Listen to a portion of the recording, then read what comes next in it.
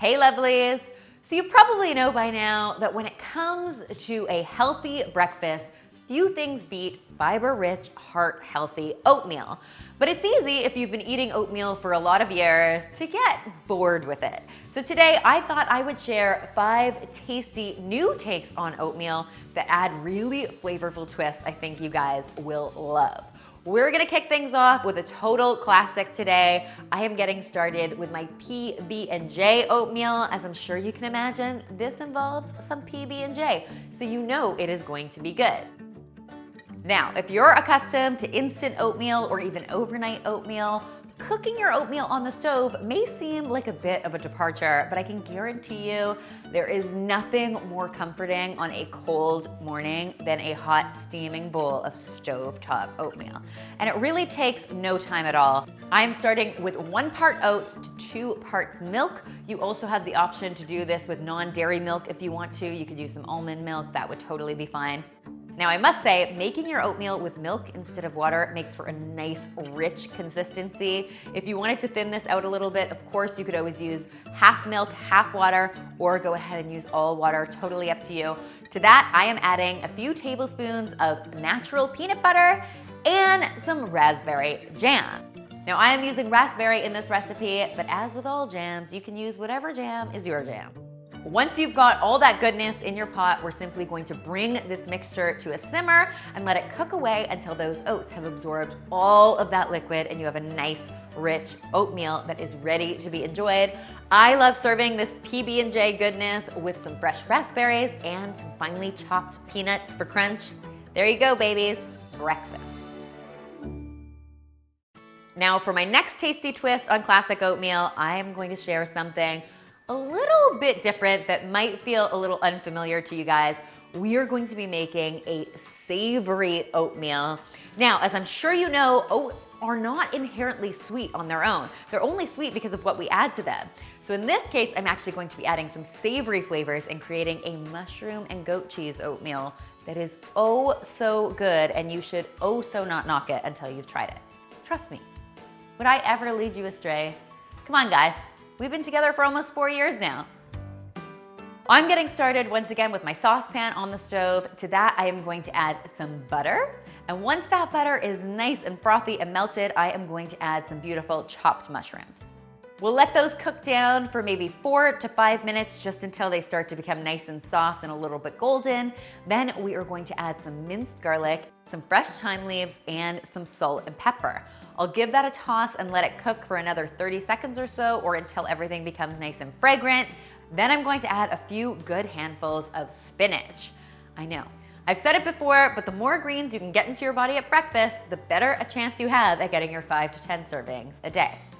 Once that spinach has started to wilt down, we are going to go ahead and add our oats to the saucepan, and then some vegetable broth, which has a nice savory taste to it. I'm also adding a little sprinkle of red chili flakes. I know that some of you love them, some of you hate them. If you're not a fan, definitely leave them out, but I think they are oh so delicious. We'll bring this yumminess to a simmer and then let it cook away until those oats have absorbed all the liquid, between 5 and 6 minutes. And man, oh man, what you end up with is a whole lot of tastiness in your bowl. I like finishing this off with some crumbled goat cheese at the end. This is simple, savory goodness you will not be able to get enough of. True story. Next, for all of you chocolate lovers out there, I have a cherry chocolate almond oatmeal you guys are going to go nuts for. This one starts with some oats in my saucepan. To that, I'm going to add some milk. Once again, you definitely have lots of options for whatever kind of milk you want to use in this recipe. To sweeten things up, I am going to be adding a splash of maple syrup to this, and then I am going to add some cherries. Now, you always have the option to use pitted fresh cherries in this oatmeal, but let's be honest, fresh cherries can be hard to find at certain times of the year and can be on the expensive side. So I always think you get the best bang for your buck when you use frozen cherries, which are picked at the height of their season and then sold inexpensively all year round. Once your cherries are in your pot, the final step is going to be adding a good sprinkle of cocoa powder to get a nice chocolatey flavor happening. We're going to bring this to a simmer once again and keep stirring it until our oats have absorbed all of the liquid, and what you end up with is this nice, rich, thick chocolate cherry oatmeal that you can finish off with some vanilla flavored Greek yogurt and some chopped almonds for a little bit of crunch. This oat to fill you up until lunch. It's hard to take ourselves seriously sometimes. If you thought my first savory oatmeal idea was a little on the strange side, then this one may take you right over the top, but I promise you I would not lead you astray and that it's actually super delicious. It's my corn and scallion oatmeal, and it all starts once again with my oats in my saucepan, and to that I'm going to add my vegetable broth. I'm also going to be adding a little bit of soy sauce. If you're a fan of the heat, you can go ahead and add some sriracha to your pot at this point. If you're not, totally leave it out. It's up to you.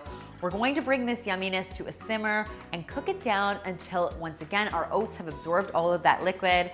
And just before it's finished cooking, we are going to stir in some corn kernels. I'm using frozen here, but of course fresh works as well.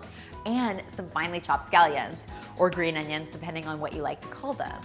We'll give this all a good stir and cook it for another 2 minutes or so, just until those corn kernels are cooked through. I like to serve this oatmeal with some freshly chopped scallion, a fried egg for protein, and some black sesame seeds. And in case you are still feeling skeptical, I will tell you that the moment we finished making this oatmeal, the team and I devoured the entire thing. That's how good it is. You should run, not walk to the kitchen, and give it a try. Finally, getting back to another sweet option, we are going to be making oatmeal with one of my very favorite flavor profiles, carrot cake. And anything that tastes like carrot cake, you know is going to be a winner. This one starts with my oats once again in my saucepan. To that I am adding my milk, and I'm also going to be adding a cup of finely shredded carrot. Now, when it comes to what really makes carrot cake, it's all about the spice. I'm combining some cinnamon, some ginger, and some nutmeg. We'll get those into our oatmeal.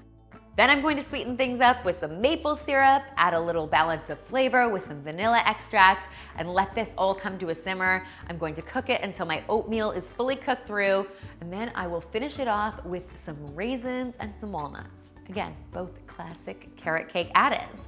We'll add those at the very end, cook it for another minute or so, and this deliciousness is ready to be served.